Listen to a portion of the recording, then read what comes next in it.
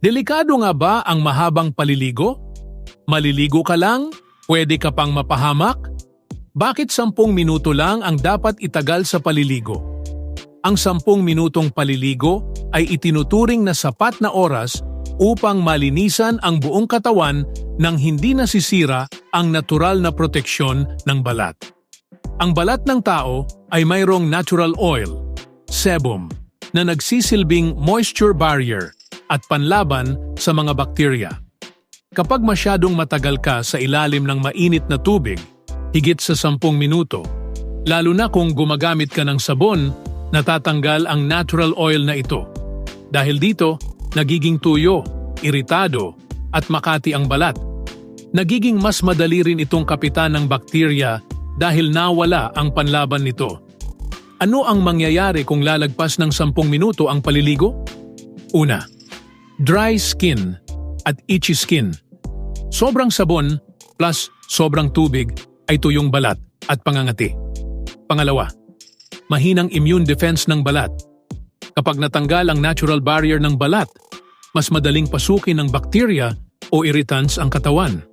Pangatlo, pag-aaksaya ng tubig at enerhiya. Aabot sa daan-daang litro ng tubig ang nasasayang kung araw-araw kang lalagpas sa 15 hanggang 20 minuto sa paliligo. At pangapat, mas mataas ang risk sa aksidente. Humahaba ang exposure sa madulas at basang lugar, posibleng madulas lalo na sa mga bata at matatanda. Ilang minuto ba dapat ang tamang tagal ng paliligo sa isang araw? 5 hanggang 10 minuto lang ang ideal na paliligo bawat araw. Kung walang masyadong physical activity sa araw na iyon, 5 hanggang 7 minuto ay sapat na. Kung pawis na pawis o galing sa physical work o activity, pwedeng umabot ng saktong 10 minuto, pero huwag nang susobra pa roon. Narito ang mga pro tips sa paliligo. Una, gumamit ng lukewarm water, hindi masyadong mainit, para hindi ma-dry ang balat. Pangalawa, gumamit ng gentle soap, lalo na kung sensitive ang balat mo. Pangatlo, iwasan ang pagsasabon ng buong katawan araw-araw. Concentrate lang sa pagsabon sa mga important parts ng katawan tulad ng underarms, private parts, at mga paa, feet. At pang-apat, patuyuin at i-moisturize agad ang balat pagkatapos maligo para mapanatili ang hydration ng balat. Sa konklusyon, ang tamang tagal ng paliligo ay 5 hanggang 10 minuto lamang sa isang araw.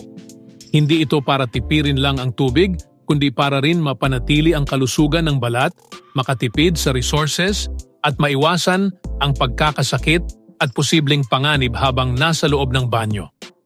Higit pa sa linis, importante rin ang balanse at disiplina pagdating sa personal hygiene. Oh, ayan ha, hindi pala sa tagal ng paliligo na susukat ang kalinisan. Sa tamang paraan at tamang tagal, safe ka na, tipid ka pa. Kung marami kang natutunan sa video na to, hit like. Huwag kang madamot. I-share mo na rin to sa mga kaibigan mong akala mo'y may sariling spa sa banyo. Follow mo na rin ako para sa mas marami pang quick but solid na info para sa araw-araw mong buhay. Kita-kits sa next video.